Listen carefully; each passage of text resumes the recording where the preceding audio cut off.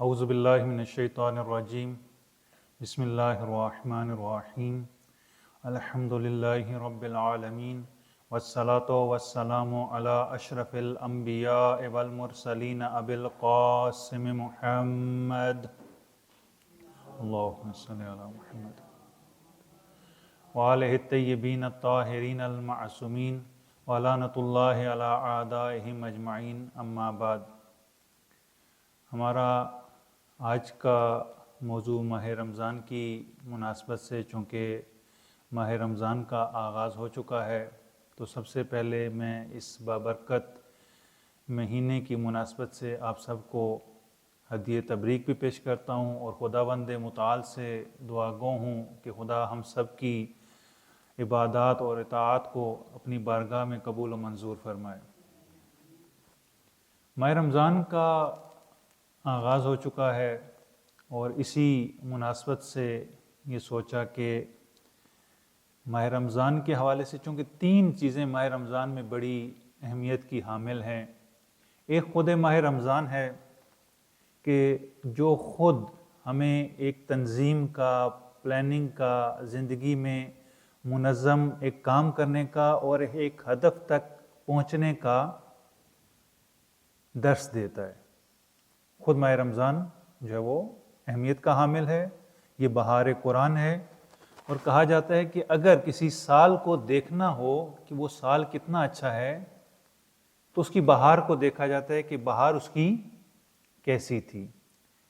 چونکہ بہار سال کا آغاز ہوتا ہے، بہار سے سال کا آغاز ہوتا ہے، تو پھر اس کے بعد سال کا اندازہ اسی بہار سے لگایا جاتا ہے۔ فارسی میں کہا جاتا ہے کہ سالی کے نیکو است از بہارش پیداست، وہ سال کہ جس کا آغاز بہت اچھا ہو، بہار بہت اچھی ہو، وہ سارے کا سارا بہت بابرکت رہے گا۔ تو قرآن بھی گویا ایک طرح سے ہمارے سال کا آغاز ہے۔ اگر یہ سال ہمارا اچھا ہوگا تو گویا پورا سال جو ہے وہ اچھا ہوگا، اور اس ایک مہینے کا اثر ہمارے پورے سال پر پڑے گا۔ تو یہ جو ہے وہ اس نقطہ نظر سے بہت زیادہ اہمیت کا حامل ہے۔ ماہ رمضان میں اگر ہم اس کے معنی کو دیکھیں، کیوں اسے ماہ رمضان کہا گیا؟ ماہ رمضان کہتے ہیں خزاں کی بارش کو، کہ جس کے بعد جو وہ خشکی، بیماری اور یہ چیزیں دور ہو جاتی ہیں۔ ایک باران رحمت ہوتی ہے، برکت ہوتی ہے، کہ جس سے ماحول صاف ستھرا ہو جاتا ہے، آلودگی چھٹ جاتی ہے۔ اور اسی وجہ سے اس کو کہا گیا رمضان کے جو روح کی آلودگیاں ہیں وہ اس سے دور ہو جاتی ہیں۔ اور پیغمبر کہتے ہیں کہ اس کا نام اسی لیے رمضان رکھا گیا کہ اس سے گناہ جھڑ جاتے ہیں، گناہ ختم ہو جاتے ہیں، اس لیے اس کو ماہ رمضان کہا گیا۔ یہ گناہ ختم کرنے کی بہترین فرصت ہے، اس سے بہتر نہیں ہو سکتا۔ امام رضا علیہ السلام فرماتے ہیں کہ ماہ رمضان یہ وہ مہینہ ہے کہ جس میں قرآن نازل ہوا، یہ حق اور باطل کے درمیان فرق کا مہینہ ہے، اس سے حق اور باطل میں جدائی ہوتی ہے۔ اور فرماتے ہیں کہ ہوا شہر دعیتم فیہ الی ضیافت اللہ، وہ مہینہ ہے کہ جس میں آپ کو خدا کی مہمانی کی دعوت دی گئی ہے۔ خدا نے اپنا دسترخوان بچھا دیا ہے اور انسان کو، اپنے خلیفہ کو دعوت دی ہے کہ آئیں، تشریف لائیں۔ وَجُعِلْتُمْ فِيهِ مِنْ أَهْلِ كَرَامَةِ اللَّهِ، اور اس مہینے میں آپ کرامت الہی کے مہمان ہیں۔ خدا آپ کی مہمانی کرتا ہے، آپ کو دعوت دیتا ہے، بلاتا ہے اور تکریم کرتا ہے۔ اور اسی مہینے میں اگر اس کو دیکھا جائے تو لیلۃ القدر بھی ہے۔ یہ لیلۃ القدر کیا ہے؟ یہ پورا ایک تقدیر کا پیکج ہے کہ انسان اگر اس مہینے کو صحیح طور پر استعمال کرے، صحیح استفادہ کرے اس مہینے کی برکتوں سے، رحمتوں سے، نعمتوں سے، تو اس کی سال بھر کی تقدیر، بلکہ زندگی بھر کی تقدیر جو ہے وہ بدل جاتی ہے۔ یہ ایک تقدیر کا پیکج ہے کہ انسان اپنی تقدیر اس مہینے میں کیسے بنائے۔ عمدتاً ماہ رمضان میں تین اہم موضوعات جو ہیں وہ ہم 3 دنوں میں لے کے چلیں گے۔ سب سے پہلا موضوع خود ماہ رمضان ہے، انسان کی تقدیر ہے کہ وہ کیسے اس نے بنانی ہے۔ انشاءاللہ آج اس کو عرض کریں گے، اور کل جو ہمارا موضوع ہے وہ قرآن ہوگا، کہ قرآن اسی مہینے میں نازل ہوا، اسے ماہ قرآن بھی کہتے ہیں، بہار قرآن بھی کہتے ہیں۔ قرآن کے ساتھ بہت گہرا تعلق ہے ماہ مبارک کا، اور ائمہ علیہ السلام نے بھی اس کو بیان کیا، اور باقاعدہ ویسے تو قرآن کے بارے میں مستقل دستور موجود ہیں، لیکن ماہ رمضان میں قرآن پڑھنے کی بہت زیادہ تاکید ہے، اور سمجھ کر تدبر کر کے اس کو پڑھنے کی تاکید ہے۔ تو انشاءاللہ ہم کل کے سیشن میں کوشش یہ کریں گے کہ قرآن کی اہمیت، قرآن کو کیسے پڑھا جائے، اور قرآن کا ہماری زندگی پہ اثر کیسے ہوگا، یہ قرآن کیسی کتاب ہے، انشاءاللہ اس کو بیان کیا جائے گا۔ اور اس کے بعد جو شیطان، چونکہ ماہ رمضان کا جو ایک بہت اہم موضوع ہے، ہر کسی کی زبان پر یہ ہوتا ہے کہ شیطان کو قید کر دیا جاتا ہے، شیطان کو زنجیروں سے جکڑ دیا جاتا ہے۔ اس بیچارے کا کیا قصور ہے ماہ رمضان میں کہ اس کو زنجیروں میں جکڑ دیا جائے، اس کو قید کر دیا جائے؟ اس کو کیوں قید کیا جاتا ہے؟ اور اگر اس کو قید کیا جاتا ہے لیکن ہم اس کے آثار تو شیطنت تو معاشرے میں پھر بھی ہمیں نظر آتی ہے، تو سوال یہ کہ یہ شیطان ہے کیا؟ کیوں ماہ رمضان میں اس کو قید کیا گیا؟ اور کیوں جو ہے وہ اس قید کے باوجود بھی ہمیں معاشرے میں شیطنت نظر آتی ہے؟ وہ شیطنت، وہ شر، وہ کہاں سے ہے؟ وہ مشکل کہاں سے ہے معاشرے کی؟ یہ ساری چیزیں کہاں سے؟ انشاءاللہ ہم 3 دنوں میں یہ 3 بحثیں کریں گے۔ آج خود ماہ رمضان سے متعلق، کل قرآن سے متعلق، قرآنی قوانین سے متعلق، اور پرسوں انشاءاللہ شیطان سے متعلق گفتگو کی جائے گی۔ اگر ماہ رمضان کو دیکھیں تو عرض کیا کہ ماہ ضیافت الہی ہے، مہمانی الہی ہے۔ خدا اپنی اس مخلوق کو کہ جو خدا کا شاہکار ہے، خلقنا الانسان فی احسن التقویم، ہم نے اس انسان کو احسن تقویم میں خلق کیا۔ یہ انسان کہ جس کو خلق کرنے کے بعد خدا خود کو مبارکباد دے رہا ہے، تبارک اللہ احسن الخالقین، بابرکت ہے وہ ذات کہ جس نے انسان کو خلق کیا، جو اس کا خالق ہے۔ یعنی انسان خدا کی محبوب ترین، اعلیٰ ترین مخلوق ہے، اور اب خدا اس اپنی مخلوق کی اس مہینے میں دعوت کر رہا ہے۔ اور معمولاً جب ہم کسی کے ہاں دعوت پر جاتے ہیں تو زیادہ سے زیادہ جو ہے وہ ایک دن، ایک ٹائم دعوت ہوتی ہے، اور اس کے بعد جو ہے میزبان کی بھی یہی خواہش ہوتی ہے کہ مہمان کب جو ہے وہ یہاں سے جائیں گے، ہم سکون کا سانس لیں گے۔ لیکن خدا نے یہ دعوت رکھی، اور پورے 1 مہینے تک دعوت رکھی ہے، اور 1 مہینے تک اپنا دسترخوان نے رحمت بچھا دیے کہ آؤ، اور پکار پکار کر کہہ رہے کوئی ہے جو آ کر اس رحمت کو لے لے، جو آ کر اس برکت کو لے لے، جو آ کر ان نعمتوں کو لے لے۔ خدا پکار پکار کر کہہ رہے، صبح و شام یہ ندا دی جا رہی ہے کوئی گناہ گار آ کر اپنے گناہ بخشوا لے، ہے کوئی خطا کار آ کے اپنی خطاؤں کو بخشوا لے، ہے کوئی بخشش کا طلبگار آ کے بخشش طلب کر لے۔ خدا نے یہ 1 مہینے تک جو ہے وہ ایک بڑا پیکج خدا نے دیا ہوا ہے۔ اب ہمیں یہ سوچنا ہے کہ ہم کس کے مہمان ہیں، کون ہمارا میزبان ہے؟ وہ خالق لم یزل کہ جس نے ہمیں خلق کیا، عدم سے خلق کیا، وجود جیسی نعمت عطا کی، عقل جیسی نعمت عطا کی، ہدایت جیسی نعمت عطا کی، انبیاء کا ایک سلسلہ عطا کیا، ہماری ہدایت کے لیے قرآن جیسی کتاب بھیجی۔ وہ خدا جو خالق و مالک ہے، جو رازق ہے، جو رحمان ہے، جو رحیم ہے، اس کی رحمت کا ایک جو عکس ہے وہ ہمیں اس مہینے میں نظر آ رہا ہے کہ اس نے ہمارے اعزاز میں ایک دعوت دی ہے۔ جب دعوت دی ہے تو اب ہم خدا کے ہاں مہمان ہیں۔ جو مہمان ہوتا ہے اسے اگر کہیں جانا ہوتا ہے تو وہ کیسے تیاری کرتا ہے؟ ایک تو تیاری کی جاتی ہے میزبان کو مد نظر رکھ کے کہ ہمارا میزبان کیسا ہے، ہمیں اس میزبان کے پاس جب جانا ہے تو ہمیں کیا تیاری کرنی ہے، کیسی تیاری کرنی ہے، کیا پہننا ہے، اس کے کیا ادب آداب ہوں گے، اس کے سامنے کیسے بیٹھنا ہے، کیا بات کرنی ہے، کیا نہیں کرنی، یہ ساری چیزیں ملحوظ ہوتی ہیں۔ ابھی گزشتہ دنوں میں 1-2 دنوں میں ایک واقعہ ہوا، ایک ملک کا صدر جو ہے وہ دوسرے ملک کے صدر سے ملنے گیا، تو اس نے عام کپڑے پہن رکھے تھے. تو پہلا جو مسئلہ بنا ان کی ملاقات میں کہ اس نے جو مہمان آ رہا ہے اس نے یہ جو کپڑے پہنے یہ اس ملاقات کے مناسب نہیں ہیں. لہٰذا جب تک اس صدر نے اپنے کپڑے تبدیل نہیں کیے، وہ رسمی کپڑے نہیں پہنے، اس وقت تک اس کو دوسرے صدر سے ملاقات نہیں کرنے دی گئی. اب دیکھیں کہ مہمان کیا ہے، اتنا سفر طے کر کے گیا ہے اور بہت اہم مسئلے پہ اس کو ڈسکس کرنی ہے. پورے ملک کا مستقبل کا دار و مدار اس مسئلے پہ ہے. لیکن جو مد مقابل پریزیڈنٹ ہے اس نے ملنے سے انکار کر دیا. اس نے کہا جب تک آپ ایک رسمی لباس نہیں پہنیں گے، فارمل شکل میں نہیں آئیں گے، میں آپ سے ملاقات نہیں کر سکتا. اس حد تک جو ہے وہ ملاقات اور دعوت اور ان چیزوں کا خیال رکھا جاتا ہے. ہم خدا کے ہاں مہمان ہیں تو ہمیں کیا کرنا ہے، کیسی تیاری کرنی ہے، کیا پہن کے جانا ہے، کیسے بیٹھنا ہے، کیسے اٹھنا ہے، کیسے گفتگو کرنی ہے، یہ سارا اب ہمارے مد نظر ہونا چاہیے کہ ہم خدا کے مہمان بننے جا رہے ہیں. اور یہ دعوت ہے کیا؟ یہ دعوت ہمارے اعزاز میں ہے.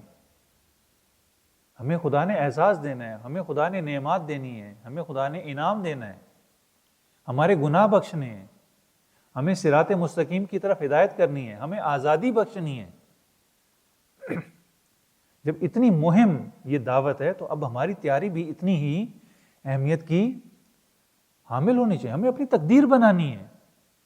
جب ہم اپنی تقدیر بنانے جا رہے ہیں، آپ دیکھیں کہ جب ہمارے بچوں کا رزلٹ ہوتا ہے، رزلٹ کے دن جاتے ہیں کیونکہ تقدیر کا دن ہوتا ہے، اس دن ان کی تقدیر کا فیصلہ ہونا ہوتا ہے کہ اس بچے نے کیا کرنا ہے، اس کا مستقبل کیا ہوگا.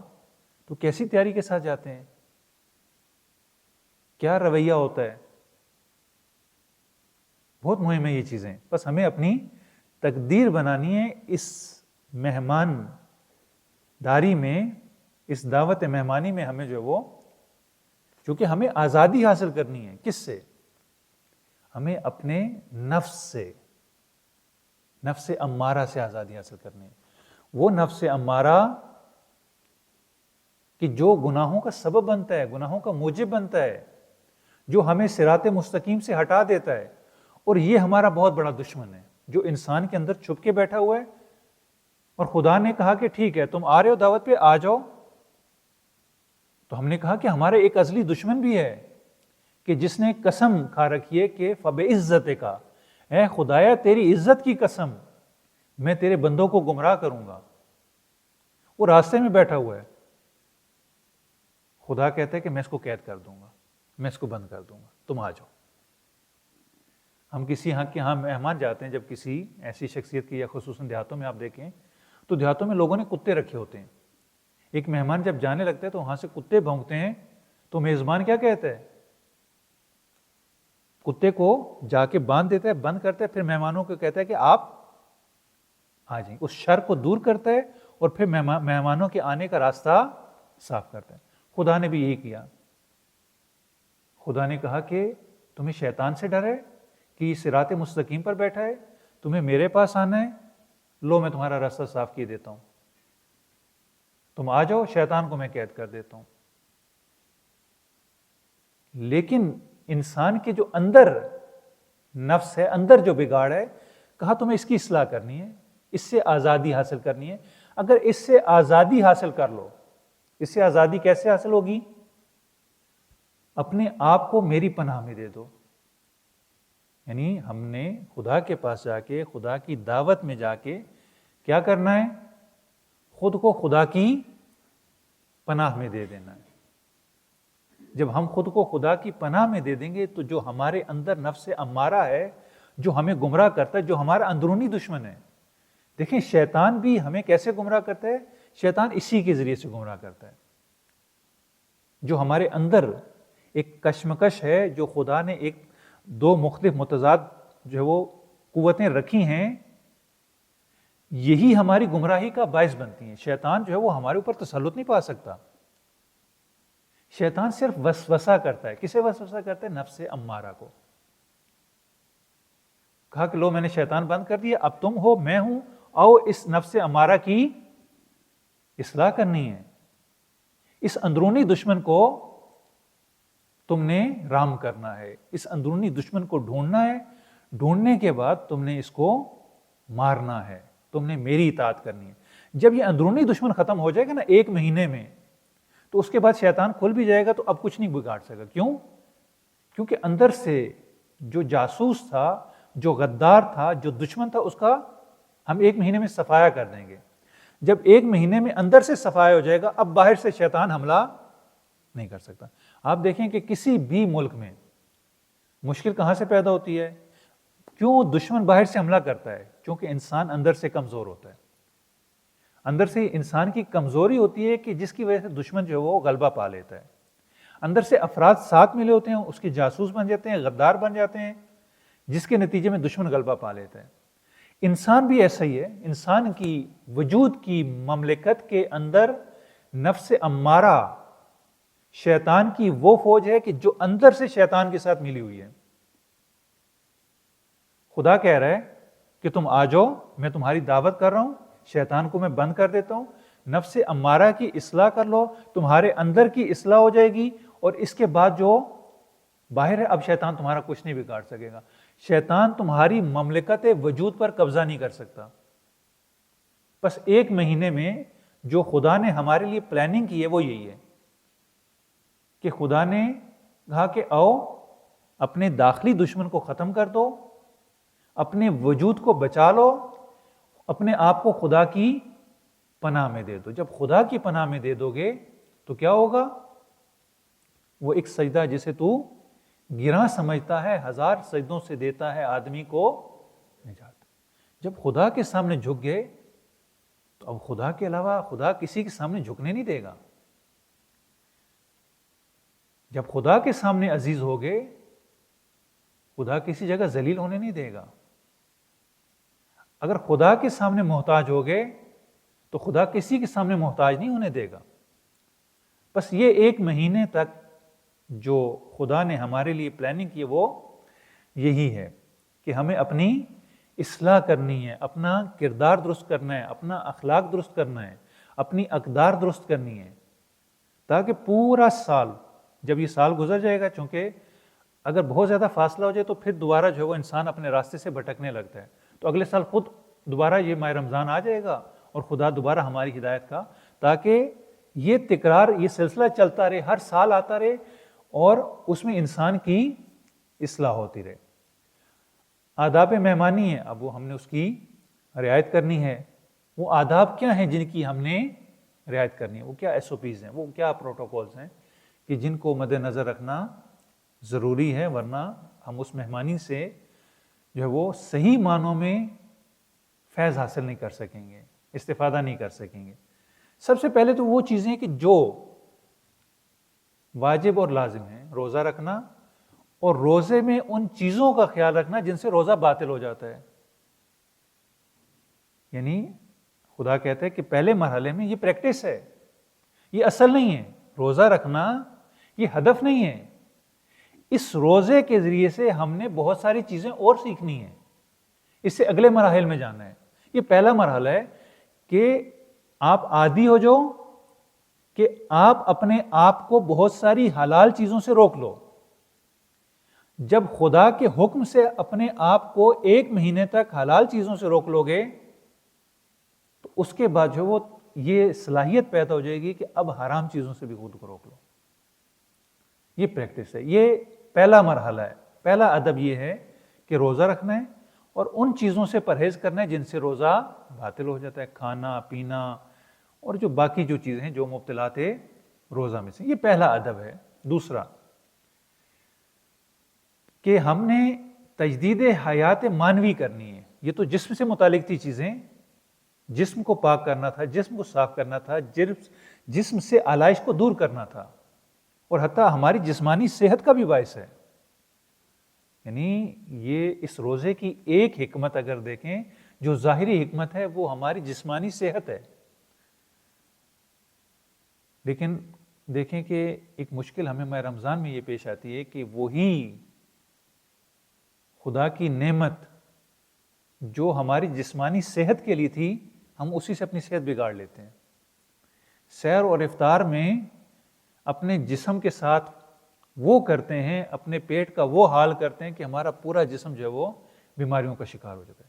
بجائے اس کے کہ اس ماہ رمضان سے ہم استفادہ کرتے، اس میں ہم جو ہے وہ اپنی غذا کے لیے ایک روٹین بناتے، جو چیزیں ہمارے لیے مفید ہیں صحت کے لیے ان کا استعمال کرتے، ہم نے صبح و شام وہ چیزیں کھانا شروع کر دی جو ہماری صحت کے لیے مضر ہیں، بجائے اس کے کہ ہماری صحت درست ہو ہماری صحت مزید بگڑ جاتی ہے۔ لہٰذا اس چیز کا بھی خیال رکھنا ضروری ہے کہ جسمانی صحت بھی یہاں پر، چونکہ یہ روزہ ہے ہی جسمانی صحت کے لیے، کہ آپ کی جسمانی صحت اور آپ کو بعض چیزوں کا احساس ہو۔ اور دوسرے مرحلے میں دوسرا ادب یہ کہ تجدید حیات معنوی، جو انسان کی اسپرچول لائف ہے، روحانیت ہے، اس کے بارے میں جو ہے وہ اس کے ادب اور آداب ہیں۔ اور اس کا آداب کیا ہے؟ معصوم فرماتے ہیں کہ یعنی جب پوچھا گیا کہ یا رسول اللہ کون سا ما افضل الاعمال، کون سا ایسا عمل ہے جو ماہ رمضان میں سب سے افضل ہے، تو فرماتے ہیں، پیغمبر فرماتے ہیں کہ ھذا الشہر الور عن محارم اللہ، یہ وہ مہینہ ہے کہ جس میں محارم سے، محرمات سے، حرام چیزوں سے پرہیز کرنا ہے، جو چیزیں حرام ہیں ان سے پرہیز کرنا ہے، جھوٹ نہیں بولنا ہے حرام ہے، غیبت نہیں کرنی حرام ہے، چغلی نہیں کھانی حرام ہے، کسی کی برائی نہیں کرنی حرام ہے، کسی کو گالی نہیں دینا حرام ہے، جو چیزیں خدا نے حرام کر رکھی ہیں ان سے پرہیز کرنا ہے۔ یہ دوسرا ادب ہے، جسمانی پرہیز، اور جسمانی پرہیز کے ساتھ ساتھ روحانی پرہیز۔ اور اگر کوئی یہ روحانی پرہیز نہ کرے، اب کیا ہے؟ کہتے ہیں کہ اس کا روزہ قبول نہیں ہے۔ پیغمبر کی ایک کنیز تھی، پیغمبر دیکھ رہے تھے اور اس نے کسی کو گالی دینا شروع کر دی، برا بھلا کہنا شروع کر دیا روزے کی حالت میں۔ پیغمبر کہتے ہیں کہ جا کر روزہ افطار کرو، تمہارا روزہ نہیں ہے، تم نے زبان کے ساتھ گناہ کیا ہے۔ فوراً متوجہ ہوئی، توبہ کر لی، کہا کہ اب توبہ کرنے کے بعد کہا اب ٹھیک ہے، اب روزہ ہے۔ یعنی اگر بھول کے انسان کھا لے تو اس کا روزہ ٹوٹ جاتا ہے؟ نہیں ٹوٹتا۔ ایسے ہی انسان چونکہ عادی ہے غلطیاں کرنے کا، خطا کا پتلا ہے، روزمرہ زندگی میں اگر خطا ہو جاتی ہے فوراً یاد آ جائے، توبہ کر لے، اب روزہ ٹھیک ہے، جسمانی طور پر بھی اور روحانی طور پر۔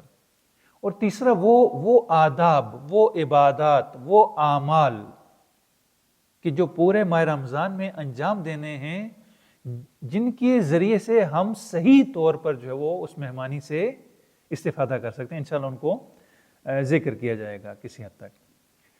دعوت کی جو وہ آپ دیکھیں کہ اب خدا نے کہا کہ یہ جو میں نے سفرہ بچھا دیا ہے، یہ جو دسترخوان بچھا دیا ہے، یہ جو آپ کو دعوت پہ بلا لیا ہے، یہ دعوت متنوع ہے، ایک جیسی نہیں ہے، اس کے مختلف حصے ہیں، مختلف ایونٹ ہیں، تاکہ آپ جو ہے وہ متوجہ رہو کہ آپ نے کرنا کیا ہے۔ کہا اس کے پہلے 10 دن، پہلا عشرہ، یہ عشرہ جو مغفرت ہے، عشرہ رحمت ہے،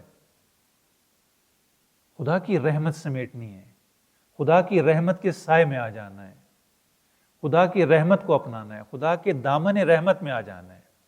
پہلے 10 دن جو وہ خدا اپنی رحمتوں کو بانٹ رہا ہے۔ پہلے 10 دن جب رحمتیں سمیٹ لیں، اب اس قابل ہو گئے کہ وہ جو خطائیں اور گناہ خدا نہ خواستہ اگر کسی نے کیے ہوں تو ان کی مغفرت اور بخشش ہوگی اگلے 10 دن۔ یعنی رحمت کے ذریعے سے خدا نے ایک میدان ہموار کر دیا، زمین ہموار کر دیا، اب اس کے بعد مغفرت کا مرحلہ ہے کہ خدا آپ کی مغفرت کرے گا۔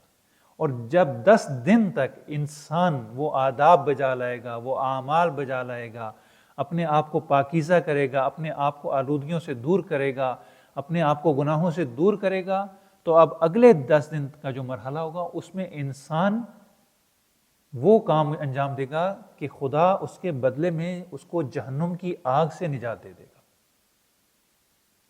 پہلا عشرہ رحمت، دوسرا مغفرت، اور مغفرت کے بعد تیسرے مرحلے میں نجات جہنم کی آگ سے، جو انسان کا مقصد ہے کہ جنت کا حاصل ہو اور جہنم سے نجات ملے۔ پھر ان 3 حصوں کے علاوہ کہا کہ اس میں خاص ایونٹ بھی ہے، ایک خصوصی پیکیج بھی آپ کے لیے رکھا ہے. آپ کے اعزاز میں نے ایک رات کا پروگرام بھی رکھا ہے. معمولاً ہمارے جو اس طرح کے پروگرام ہوتے ہیں رات میں بڑا ہوتا ہے اور بڑے اہتمام سے لوگ جو اس میں شرکت کرتے ہیں. کہا کہ خصوصی پروگرام رات کے لیے بھی رکھا ہوا ہے کہ آپ میں وہ کیا ہے. کہا ایک رات نہیں، یہ 3 راتیں ہیں. یعنی پہلے 30 دنوں کا پروگرام ہے، 30 دنوں کے پروگرام کو 3 حصوں میں تقسیم کیے. 3 حصوں کے بعد اب ایک خصوصی اس میں پروگرام ہے کہ جو 3 راتوں کا ہے. کہا کہ رات کے ایونٹ میں بڑے شوق سے شرکت کرتے ہیں آپ لوگ. میں نے بھی آپ کے لیے رات کا ایونٹ رکھا ہے، آ جاؤ. کیا ہے؟ شب قدر ہے. اس میں ہونا کیا ہے؟ ملنا کیا ہے؟ اس میں آپ کی تقدیر بننی ہے. یعنی یہ جو 30 دنوں میں آپ کر رہے ہیں، اس 30 دنوں کا پتہ یہیں پہ چلے گا کہ یہ 30 دن کارآمد تھے یا نہیں تھے. لیلۃ القدر ہے. قدر یعنی میزان، معیار. یعنی اسی رات میں پتہ چل جائے گا کہ آپ کے تقدیر، آپ نے اپنی تقدیر کیا بنائی. تقدیر فرشتے لے کے نازل نہیں ہوتے، وہ تنزل الملائکہ تھا. وہ یہی ہے کہ خدا وہ لے کے نازل ہوتے ہیں کہ انسان جو اپنے لیے خود بناتا ہے. تقدیر انسان کے اپنے ہاتھ میں، کہ تقدیر انسان اپنی تدبیر سے بناتا ہے. تو یہاں پر انسان اپنی تدبیر سے، اپنے اخلاق سے، اپنے کردار سے جو اپنی تقدیر بنائے گا وہی اس کی تقدیر ہوگی. بس یہ خصوصی ایونٹ بھی خدا نے رکھ دیا. اور اس کے علاوہ ہر شب جو ہے وہ ایک ندا دینے والا ندا بھی دیتا ہے. آیا ہے کوئی مانگنے والا جو آ کر خدا سے مانگ لے؟ آیا کوئی ہے توبہ کرنے والا جو اپنے گناہوں کی بخشش خدا سے طلب کرے؟ ہر روز یہ ندا بھی لگائی جاتی ہے کہ فیض عام ہے، اگر کوئی لینا چاہتا ہے تو آ کے لے لے. اچھا، اب اس مہمانی میں ہم آگے پہنچ گئے، خدا کی مہمانی میں، خدا کی دعوت میں، اس محفل میں ہم آگے. آپ کو پتہ ہے کہ جو محافل ہوتی ہیں معمولاً اس میں ایک خطبہ استقبالیہ بھی ہوتا ہے. استقبالیہ طور پر ایک خطبہ بھی دیا جاتا ہے. خدا نے اپنے محبوب سے، آخری پیغمبر سے کہا کہ اے میرے محبوب، آپ ان کو خطبہ استقبالیہ دیجئے. پیغمبر نے ماہ رمضان آنے سے پہلے، چند دن پہلے، پیغمبر نے ایک خطبہ دیا جسے خطبہ شعبانیہ کہا جاتا ہے. یہ اس مہمانی کا خطبہ استقبالیہ ہے. ویلکم سرمن آپ اس کو کہیں کہ خطبہ استقبالیہ کے پیغمبر نے بتایا کہ آپ نے یہاں پہ آ کے کرنا، کہ ایک پورا منشور بتا دیا، دستور بتا دیا کہ اس مہمانی میں ہونا کیا ہے، آپ نے کرنا کیا ہے، خدا نے کیا کرنا ہے، ہوگا کیا، نتیجہ کیا نکلے گا. یہ ساری چیزیں خطبے میں بتا دیں مختصر طور پہ. اس میں کہا کہ یہ برکت کا مہینہ ہے، یہ رحمت کا مہینہ ہے، یہ مغفرت کا مہینہ ہے، اور یہ بہترین مہینہ ہے. کہا کہ اس مہینے کے دن سارے دنوں سے افضل ہیں، سارے دنوں سے بہتر ہیں. اس کی راتیں سارے سالوں کی راتوں سے بہتر ہیں. اس کے ایام دوسرے ایام سے بہتر ہیں. حتیٰ اس کے لحظات، اس کی ساعات، اس کے گھنٹے، اس کے منٹ دوسرے گھنٹوں سے افضل ہیں، بہتر ہیں. یہ وہ مہینہ ہے، یہ معمولی مہینہ نہیں ہے. یہ ضیافت الہی ہے، خدا کی مہمانی ہے. آپ خدا کے مہمان ہیں. خدا ویلکم، کرامت الہی ہے، خدا ویلکم کہہ رہا ہے. ایسا مہینہ کہ جس میں سانس لینا بھی عبادت ہے، جس میں سونا بھی عبادت ہے. البتہ سونا ہی عبادت نہیں ہے. ایک جو مشکل پیش آتی ہے ہم معمولاً یہ ہوتا ہے کہ روزہ رکھ کے سو جاتے ہیں اور سمجھتے ہیں سونا ہی عبادت ہے. نہ، سونا ہی عبادت نہیں، سونا بھی عبادت ہے. اور اس کے بعد کہا کہ اس میں جو بھی اعمال کیے جائیں گے وہ اعمال قبول ہوں گے، جو بھی دعائیں مانگی جائیں گی دعائیں مستجاب ہوں گی. یہ وہ مہینہ، اتنا بابرکت مہینہ ہے. اور خلوص نیت سے اگر روزے رکھے جائیں، قرآن کی تلاوت کی جائے تو وہ خدا کی بارگاہ میں قبول، اس کا بہت زیادہ ثواب ہے. اور کہا کہ بدبخت ہے وہ شخص کہ جو اس مہینے کی رحمتوں سے، برکتوں سے استفادہ نہ کر سکے. پھر کہا کہ دنیا کی بھوک، یعنی بھوک اس لیے دی جا رہی ہے کہ دنیا کی بھوک سے قیامت کی بھوک اور پیاس یاد رہے، کہ اگر آج یہاں پہ بھوکے رہتے ہیں تو کل وہاں پہ بھوکا رہنا نہیں پڑے گا، کل وہاں پہ آسانی ہوگی۔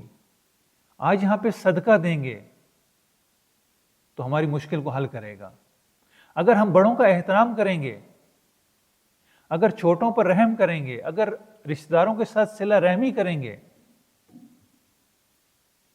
اگر زبان، نگاہ، کان کی حفاظت کریں گے، زبان سے وہ نہیں کہیں گے جو خدا کی نافرمانی کا باعث بنے، وہ چیز نہیں کھائیں گے جو خدا کی نافرمانی کا باعث بنے، آنکھ سے وہ چیز نہیں دیکھیں گے جس سے خدا نے منع کیا، کان سے وہ نہیں سنیں گے جس سے خدا نے منع کیا، کان سے غیبت نہیں سنیں گے، زبان سے غیبت نہیں کریں گے۔ کہا کہ اس میں کثرت سے توبہ کرنی چاہیے، دعا کرنی چاہیے، دعا مستجاب ہوتی ہے، کثرت سے نماز پڑھنی چاہیے، نوافل پڑھنے چاہیے، ایک ایک نفل کا بہت زیادہ ثواب ہے۔ کہا کہ استغفار کے ذریعے سے اپنے نفس امارہ سے رہائی حاصل کریں اس مہینے میں، یہ وہ مہینہ ہے۔ لمبے سجدوں سے اپنے گناہوں کو ہلکا کریں، لمبے لمبے سجدوں سے خدا کی بارگاہ میں اپنے گناہوں کا بوجھ ہلکا کریں۔ اس مہینے میں خدا اپنے بندوں کو عذاب نہ دینے کی خدا نے قسم کھائی ہوئی ہے کہ میں عذاب، اگر یہ اعمال انجام دیں گے تو میں عذاب نہیں کروں گا۔ اور پھر کہا کہ روزہ کھلوانے کا ثواب، کوئی اگر دوسرے مومن کو روزہ کھلواتا ہے تو بہت زیادہ ثواب ہے، حتیٰ اگر اور کچھ نہ ہو تو ایک کھجور سے، ایک لقمے سے، پانی کے ایک گھونٹ سے کسی کو افطار کروا دیں، بہت زیادہ ثواب ہے۔ اور ایک چیز جو منع کی گئی وہ ریاکاری ہے۔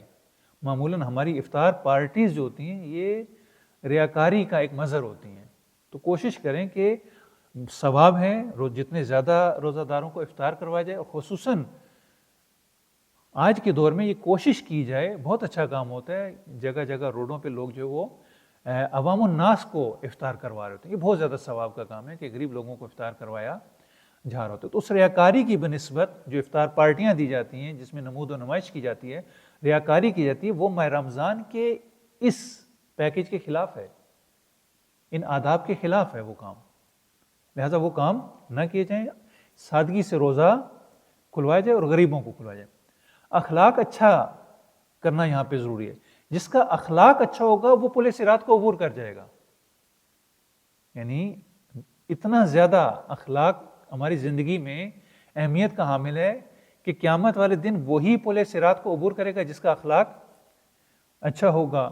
غضب خدا سے انسان محفوظ رہتا ہے، خدا کا احسان اور رحمت شامل حال ہو جاتی ہے اگر انسان کا اخلاق اچھا ہو۔ اور اس کے ساتھ ساتھ جو ہے وہ انسان صلہ رحمی کرے، جو قطع رحم کرے گا، رشتہ داروں سے ناتا تعلق توڑے گا، وہ خدا کی رحمت سے محروم ہو جائے گا۔ پھر پیغمبر فرماتے ہیں کہ مستحب نماز کا ثواب بے پناہ ہے، اجر و ثواب بہت زیادہ ہے، نماز کی تلاوت زیادہ سے زیادہ کی جائے، حتیٰ ایک آیت ہی، اور اس میں روایات میں کہ جب بھی قرآن کی تلاوت کریں تو جو آیات بہشت کی نعمات کو بیان کر رہی ہوں ان کو ذہن میں رکھیں، اور جو آیات جہنم کے عذاب کو بیان کریں اس کو تصور میں لائیں، تاکہ انسان غور و فکر کر کے قرآن کو پڑھے۔ جہنم کے دروازے، جنت کے دروازے کھول دیے جاتے ہیں اور جہنم کے دروازے بند کر دیے جاتے ہیں۔ بہترین عمل جو ہے وہ محرمات سے پرہیز کرنا ہے۔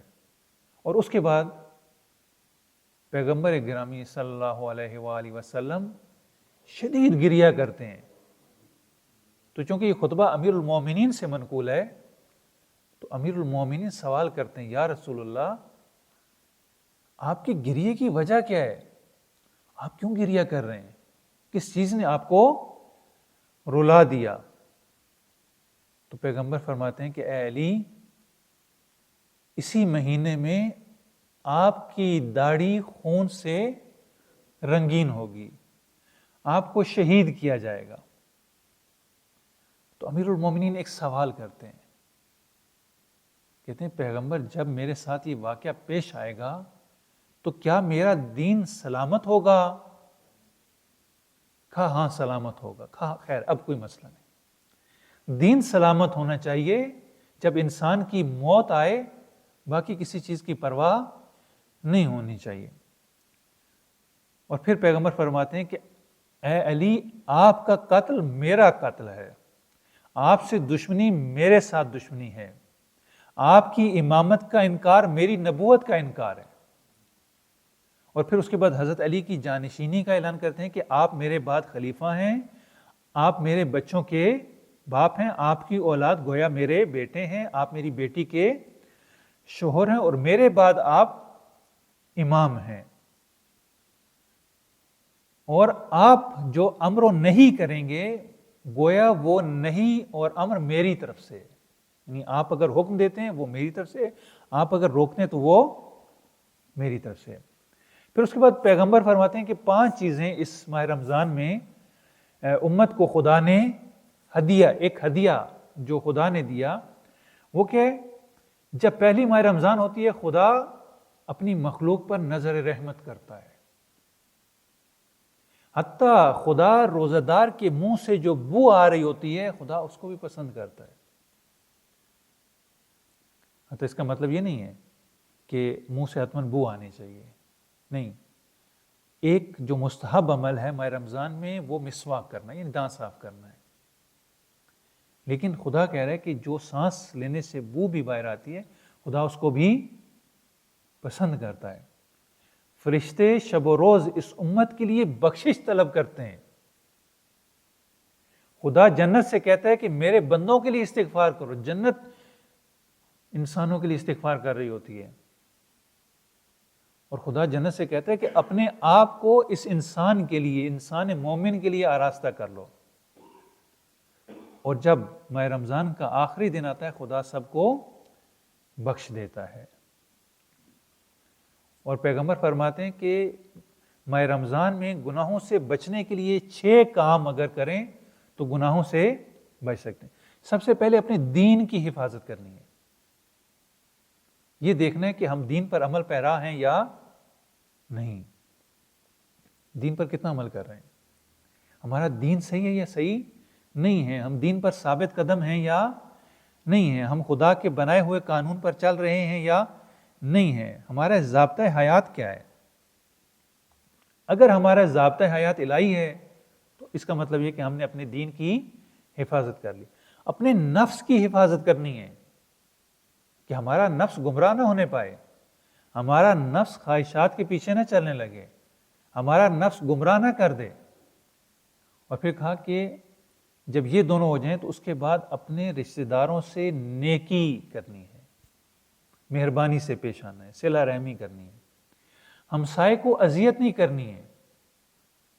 ہم صرف روزے کو کھانے پینے سے منع ہونا ہی سمجھتے ہیں کہ کھانا پینا نہیں ہے, لیکن نہیں, رشتہ داروں کے ساتھ نیکی کرنی ہے, ہمسائے کو اذیت نہیں کرنی ہے, اپنے بھائیوں کا خیال رکھنا ہے, زبان پر کنٹرول کرنا ہے. یہ 6 چیزیں معمولی نہیں ہیں. پوری زندگی گزارنے کے لیے راہ مستقیم پر, صراط مستقیم پر چلنے کے لیے یہی چیزیں ہیں کہ جو ہمیں ماہ رمضان میں ان کی رعایت کرنی ہے, ان کی پریکٹس کرنی ہے, تاکہ یہ ہماری عادت ہو جائے, ہمارے لیے یوز ٹو ہو جائیں, ہمیں بعد میں مشکل پیش نہ آئے. روزے کی برکات کیا ہیں؟ یہ انسان کو متقی بنا دیتا ہے. کوتب علیکم الصیام کما کوتب علی الذین من قبلکم لعلکم تتقون, تاکہ متقی بن جاؤ. یہ غرائز کو, جبلت کو, جو انسان کی اندر حیوانی قوت ہوتی ہے اس کو مہار کرتا ہے, اس کو کنٹرول کرتا ہے. اسی لیے کہا گیا کہ وہ افراد کہ جن کی ابھی شادی نہیں ہو پا رہی, شادی میں مشکلات ہے, رشتے یا کسی بھی وجہ سے, وہ زیادہ سے زیادہ روزے رکھیں تاکہ انہیں اپنے اوپر کنٹرول ہو. اس سے صحت اور تندرستی ہوتی ہے, جسمانی صحت کا بھی یہ باعث ہے. مصائب پر صبر کرنے کی انسان میں قوت آتی ہے. حکمت, انسان کے اندر حکمت پیدا ہوتی ہے, حکمت کے سرچشمے پھوٹ پڑتے ہیں. شب معراج کی حدیث ہے کہ پوچھا گیا کہ روزے کے, پیغمبر سے پوچھا گیا کہ روزے کے فوائد کیا ہیں, تو پیغمبر فرماتے ہیں کہ روزے سے حکمت ملتی ہے, حکمت سے معرفت ملتی ہے, اور معرفت سے انسان کو یقین حاصل ہوتا ہے. یعنی روزہ ایسی عبادت ہے کہ مادی مانوی دونوں برکات جو انسان کو حاصل ہوتی ہیں. تقرب خدا، انسان خدا کے قریب ہو جاتا ہے، انسان کی دعا قبول ہوتی ہے، اور آخرت میں یہی روزہ انسان کی شفاعت بھی کرے گا. قیامت کے دن یہی روزہ جو ہم رکھ رہے ہیں یہ ہماری قرآن شفاعت کرے گا، آئمہ شفاعت کریں گے، اور یہ روزہ ہماری شفاعت کرے گا، جہنم سے بچائے گا اور ہمیں جنت تک لے جائے گا. اور اس کے علاوہ برکتوں کا ایک مجموعہ، ہمیں پورا پیکج ہے وہ ہمیں حاصل ہوگا. اور اس کے بعد یہ ساری چیزیں دینے کے بعد ابھی بھی یہ سلسلہ دینے کا خدا کی جانب سے ختم نہیں ہوا. کہا کہ خصوصی ایونٹ جس کا ذکر کیا تھا، کہا وہ بھی ہے ابھی. وہ کیا ہے؟ کہا ماہ رمضان میں ہر چیز کا دل ہوتا ہے. ماہ رمضان کا دل شبہائے قدر ہے، وہ ماہ رمضان کا دل ہے. قرآن کا دل کیا ہے؟ سورہ یاسین ہے. کائنات کا دل کیا ہے؟ امام کو کائنات کا دل کہا گیا. ماہ رمضان کا دل کیا ہے؟ شبہائے قدر ہیں. شب قدر کا کیا معنی ہے؟ قدر، اندازہ، میئرمنٹ، معیار، تولنے کا پیمانہ، ناپنے کا پیمانہ، تاکہ پتہ چل جائے کہ یہ کیا ہونا. پورے سال کا شیڈول، اسکیجول جو ہے وہ بنانا ہے کہ پورے سال میں انسان اس ایک مہینے میں اپنے لیے جو کچھ طے کرے گا اس دسترخوان پر، پورا سال اس کو وہی پیش آئے گا، اسی کے مطابق اس کو چلنا ہے. یعنی یہ انسان کے اپنے اختیار میں ہے. خدا نے انسان پر لطف کیا ہے، خدا نے انسان پر کرم کیا ہے، خدا نے انسان پر اپنی رحمتیں، اپنی برکتیں، اپنی نعمتیں ساری بھیج دی ہیں کہ لو ان میں سے تم جتنا لے سکتے ہو. اب ہم اپنی سعی و محنت و کوشش کے مطابق جو ہے وہ جتنا لے لیں گے اس کے مطابق ہماری تقدیر بنے گی. یہ تقدیر ہمارے اپنے ہاتھ میں کہ ان 3 راتوں میں ہم اپنی تقدیر کیسے بنائیں گے، کیسے ہم اپنے آپ کو بہتر کریں گے. اور پھر یہی جو تقدیر بن جاتی ہے پورے سال کا، جو ایک پلاننگ کی جاتی ہے. ہمارے ایسا ہوتا ہے نا، پلاننگ کی جاتی ہے کہ ہم جو ہے وہ آج کر رہے ہیں، اس کے بعد جو ہے وہ ہم یہاں تک پہنچیں گے، اس کے بعد دوبارہ دیکھیں گے کہ ہم کس مرحلے میں ہیں. تو یہاں پر بھی جو ہے وہ 1 سال کی جو انسان نے گزارنا ہے، اس 1 سال کے لیے یہ ساری پلاننگ کی جا رہی ہے، انسان کی جسمانی طور پر بھی، انسان کی روحانی طور پر بھی، کہ انسان اپنے اس ہدف اور مقصد کو حاصل کر لے جس کے لیے انسان کو پیدا کیا گیا تھا. وہ مقصد اور ہدف کیا تھا؟ عبودیت. انسان کا خدا کے ساتھ جو رشتہ ہے وہ عبودیت کا ہے. وہ معبود ہے، یہ عبد ہے، دونوں اس رشتہ معبودیت میں جڑے ہوئے ہیں. انسان نے کرنا یہی ہے کہ انسان نے مقام عبودیت تک پہنچنا ہے. اس پہنچنے کے لیے جو راستہ ہے وہ صراط مستقیم ہے. لہذا اس مہینے میں انسان نے اپنے آپ کو دیکھنا ہے، ناپنا ہے، تولنا ہے، میئرمنٹ کرنی ہے کہ انسان اس ہدف اور مقصد تک پہنچنے میں کتنا کامیاب ہوا. ایک اندازہ لگانا ہے کہ میں اس ہدف سے کتنا قریب ہوا ہوں، اور خدا نے اس ہدف سے قریب ہونے کے لیے جو ہے وہ بہت زیادہ اپنا لطف کیا ہے، کرم کیا ہے. اب یہ انسان کے اپنے ہاتھ میں کہ وہ اس لطف و کرم سے کتنی برکتیں اور رحمتیں سمیٹتا ہے. اسی لیے کہا گیا کہ یہ 1000 مہینوں سے بہتر ہے، کیونکہ اس میں انسان اپنی تقدیر بناتا ہے، اپنے ہدف کے حصول کی جانب آگے بڑھتا ہے. یہ جو ہے وہ ماہ رمضان کا پیکیج ہے جو خدا نے دیا. امیر المومنین فرماتے ہیں کہ ماہ رمضان انسان کے اخلاص کا امتحان ہے، کہ انسان جو عمل انجام دیتا ہے وہ عمل کتنے اخلاص کے ساتھ ہیں، کتنا مخلص ہے انسان. اور امام رضا علیہ السلام فرماتے ہیں کہ انسان کو ماہ رمضان میں مختلف چیزوں سے، مختلف احکام سے، مختلف اطاعتوں سے آزمایا گیا ہے تاکہ انسان خدا کے نزدیک مراتب حاصل کر سکے. انسان جتنا عمل کرے گا، جتنے خلوص سے عمل کرے گا، خدا کے نزدیک اس کو وہی درجہ ملے گا. اور فرماتے ہیں کہ بدبخت ہے وہ انسان کہ جو اس فرصت سے استفادہ نہ کر سکے، جو خدا کی رحمت کو نہ سمیٹ سکے، جو خدا کی برکت کو نہ لے سکے، جو خدا کی نعمت کو نہ لے سکے، جو خدا کی نعمت کا شکر نہ ادا کر سکے، اور جو شب قدر کو درک کرے اور بخشا نہ جائے، وہ خدا کی رحمت سے دور ہے، خدا کی رحمت اسے شامل حال نہیں ہوگی۔ اور کہا کہ جب مہینے میں آئے تھے تو استقبال کیا تھا، اب ایسے ہی نہیں چلے جانا، یعنی پورا منظم پروگرام خدا نے بنایا ہوا، پوری خدا نے پلاننگ کی ہوئی ہے۔ کہا کہ اب ماہ رمضان تمام ہو رہا ہے، اسے ایسے ہی نہیں چھوڑ دینا، آخر میں کلوزنگ ہوتی ہے۔ کہا کہ کلوزنگ کر کے جانا۔ وہ کلوزنگ کیا ہے؟ جمعۃ الوداع رکھا۔ جمعۃ الوداع کیا ہے؟ ماہ رمضان کو خدا حافظ کرنا ہے، کہ آخری جمعہ ہے، ہم ماہ رمضان کو خدا حافظ کر رہے ہیں، اور خدا سے یہ دعا کرنی ہے۔ باقاعدہ مفاتی میں اور دوسری کتابوں میں یہ دعا منقول ہے، میں اس کا ترجمہ پڑھ رہا ہوں کہ خدایا اس ماہ رمضان کو ہمارا آخری ماہ رمضان قرار نہ دینا، ہمیں پھر یہ موقع دینا، پھر یہ فرصت دینا، اور اگر یہ ہمارا آخری ماہ رمضان ہو تو خدایا ہمیں بخش دینا، ہمیں اپنی برکتوں سے، رحمتوں سے محروم نہ کرنا۔ یہ دعا کرنی چاہیے۔ پھر اس کے بعد آخری شب کو پھر وداع کرنا ہے، پھر خدا حافظی کرنی ہے۔ اب تو خدا حافظی کا مطلب یہ نہیں ہے کہ ماہ رمضان گیا اور وہ ساری پریکٹس، سب کچھ جو ہم نے سیکھا تھا ہم سیکھیں، وہ ہم سے چلا جائے، نہیں، یہ پریکٹس تھی۔ اس پریکٹس کے بعد عادی ہو جانا ہے کہ ہم اسی طور اور طریقے پر چلنے کی کوشش کریں۔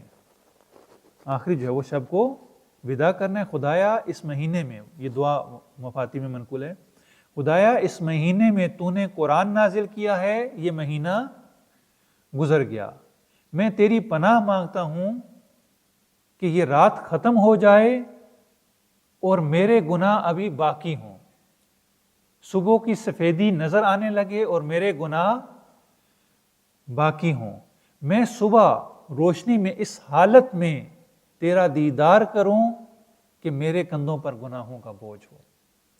خدایا مجھے بخش دینا، خدایا مجھے معاف کر دینا، خدایا اپنی رحمت میرے شامل حال کرنا۔ خداوند متعال سے دعا ہے کہ خدا ہم سب کو ماہ رمضان کی رحمتوں سے، برکتوں سے نوازے۔ خدا ہم سب کو توفیق عطا فرمائے کہ اس مہینے میں عمل صالح انجام دے سکیں۔ الہی بحق محمد و آل محمد ہمیں توفیق عطا فرما کہ ہم اس مہینے کی رحمتوں سے، برکتوں سے کما حق ہو استفادہ کر سکیں۔ الہی بحق محمد و آل محمد اس مہینے کی برکتوں سے، رحمتوں سے، اپنی مغفرت سے ہمارے مرحومین کی مغفرت فرما۔ جو بیمار ہیں ان سب کو شفائے کاملہ و عاجلہ عطا فرما، جو مریض ہیں انہیں شفائے کاملہ و عاجلہ عطا فرما۔ بالخصوص ہمارے بعض عزیز انہوں نے دعا کے لیے کہا ہے، انہیں شفائے کاملہ و عاجلہ عطا فرما۔ جو مقروض ہیں ان کا قرض غیب سے ادا فرما، جو کسی مشکل میں گرفتار ہیں ان کی مشکلات آسان فرما، جو بے اولاد ہیں انہیں اولاد صالح و سالم عطا فرما۔ الہی بحق محمد و آل محمد ائمہ اہل بیت علیہم السلام کی تعلیمات پر عمل کرنے کی توفیق عطا فرما، مسلمانوں کی ہدایت و نصرت فرما، ظالمین کو نیست و نابود فرما، ہمارے ولی حقیقی کا ظہور فرما، ہمیں ان کے انصار میں سے قرار دے۔ ربنا آتنا فی الدنیا حسنۃ وفی الآخرۃ حسنۃ وقنا عذاب النار۔ اللہم صلی علی محمد و آل محمد۔